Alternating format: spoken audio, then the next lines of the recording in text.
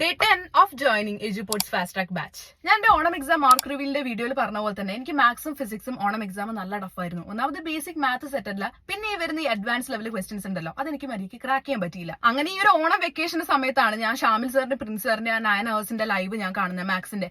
And I was like ഇത്ര അടിപൊളിയായിട്ട് ഓരോ കോൺസെപ്റ്റ് എനിക്ക് നല്ലോണം ക്ലിയർ ആവുന്നുണ്ടായിരുന്നു. അങ്ങനെ ഞാൻ എടുത്തൊരു ഡിസിഷൻ ആണ് എജുപോർട്ടിന്റെ ഫാസ്റ്റ് ട്രാക്ക് ബാച്ചിൽ എന്തായാലും ഞാൻ ജോയിൻ ചെയ്യും എന്നുള്ളത്.